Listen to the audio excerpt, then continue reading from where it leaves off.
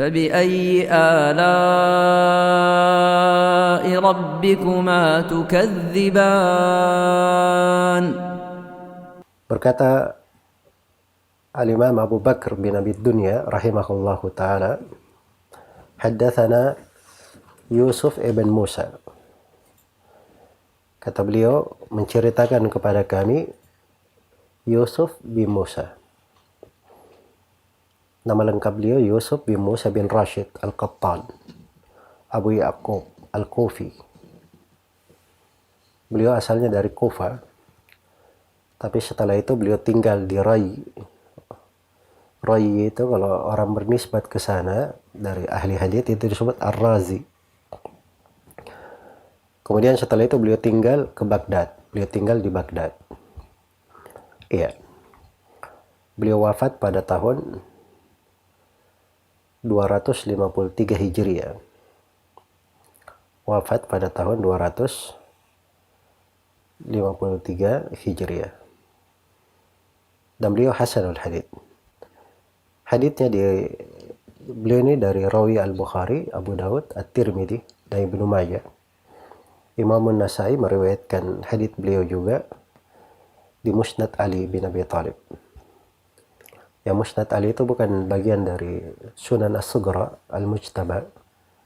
Kalau belakangan mungkin ada yang mencetaknya masuk ke dalam As-Sunan Al-Kubra. Tapi Musnad Ali bin Abi Thalib itu dimaklumi dia karya tersendiri dari Imam An-Nasai, dicetak tersendiri. Baik. Kata beliau rahimahullah, haddatsana Muhammad bin Fudail. Ya, Yusuf bin Musa meriwayatkan, beliau berkata, menceritakan kepada kami Muhammad bin Fudail. Muhammad bin Fudail, nama lengkapnya Muhammad bin Fudail ibni Ghazwan Ad-Dabbi maulahum Abu Abdurrahman Al-Kufi. Ya, beliau orang Kufa juga. Beliau juga orang Kufa.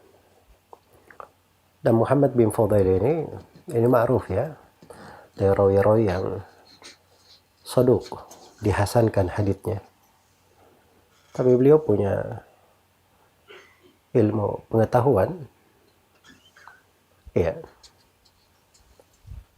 dan banyak riwayat. Hadits-hadits beliau dikeluarkan oleh penulis Kutubus Sittah, semuanya mengeluarkan hadits beliau. Beliau wafat pada tahun 195 Hijriah. Disebutkan oleh Adz-Dzahabi di Tadhkiratul Huffaz, Muhammad bin Fudail meriwayatkan dari ayahnya, Fudail bin Ghazwan, dari Abu Wa'il, Syakik bin Salamah, bahwa Abu Wa'il itu mempelajari Al-Quran dalam 2 bulan. Abu Wa'il ini beliau dari ulama tabi'in, murid Ibnu Mas'ud, Abu Musa Al-Asy'ari dan selainnya dari sahabat. Beliau dari ulama tabi'in. Dan di masa dahulu itu orang-orang kalau mempelajari Al-Quran, mereka pelajari Al-Quran bersama dengan maknanya, bersama dengan tafsirnya. Jadi ketika beliau mempelajari Al-Quran dalam 2 bulan, ini menunjukkan kecerdasan yang sangat tinggi. Karena itu kata Adz-Dzahabi, fahada ghayatud dzaka. Ini kecerdasan yang sangat tinggi. Iya. Bukan dari sudut hafalan ya. Kalau hafalan itu kadang sebagian ulama di masa itu ada yang mendengar Al-Quran dalam sehari atau 2 hari, beberapa hari mereka sudah hafal.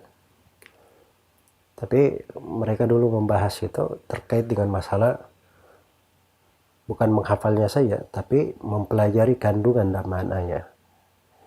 Kandungan dan maknanya. Baik. Tentang Muhammad bin Fudail ini, kata Imam Adz-Dzahabi, ala tashayyu'in kana fihi, illa innahu kana min ulama'il hadith, atau kana min ulama'il hadith, wal kamalu aziz. Kata beliau ini ada tasyayyu' padanya. Tapi beliau dari ulama hadith. Dan kesempurnaan itu aziz, jarang. Ada orang yang sempurna atau jarang ada ulama tidak ada kekeliruannya, ketergelincirannya. Iya. Kalau Ibnu Hajar beliau bahasakan rumiya bit tasyayyu', dituduh ada sebagian pemikiran Syiah. Iya. Kalau ada di dalam rawi hadits, perawi-perawi, apalagi dari dalam riwayat Bukhari dan Muslim, pembahasan tentang dia misalnya berpemikiran Syiah atau ada sebagian pengaruh Syiah, itu bukan Syiah yang dikenal sekarang ini. Kalau Syiah yang bermakna Syiah Rafidhah, itu di kalangan ulama Islam, mereka tidak halal diambil riwayatnya sebab bukan Muslim, orang-orang yang keluar dari agama. Kalau Syiah Rafidhah, sebab mereka menganggap Al-Quran itu kurang,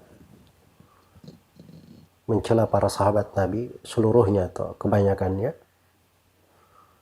dan berdusta atas nama Allah dan Rasulnya, dan berbagai kesesatan kaum Syiah. Karena itu tidak ada silang pendapat di kalangan para ulama terdahulu dari kalangan ahli hadits maupun selainnya hingga hari ini dari ulama Islam bahwa Syiah Rafidhah itu tidak masuk di dalam hitungan kaum muslimin.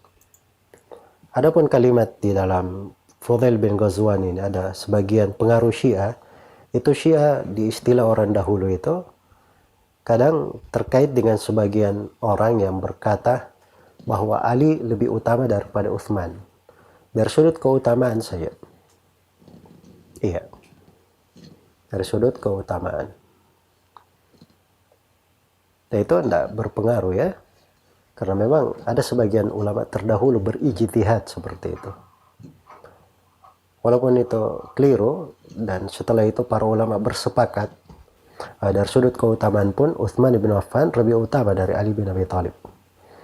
Tapi kekeliruan mereka bukan di dalam masalah mereka mengatakan Ali lebih utama dalam khilafah. Bukan itu kekeliruan mereka. Baik.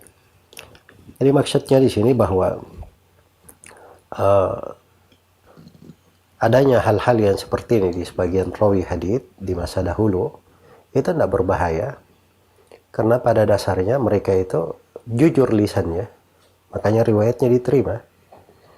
Kemudian yang kedua, kalau mereka jatuh di dalam sebagian kekeliruan atau sebagian bid'ah, itu bukan karena mengikuti hawa nafsu, tapi karena ketergelinciran. Ya, dan itu kadang terjadi pada siapapun, termasuk kepada orang yang berilmu. Iya.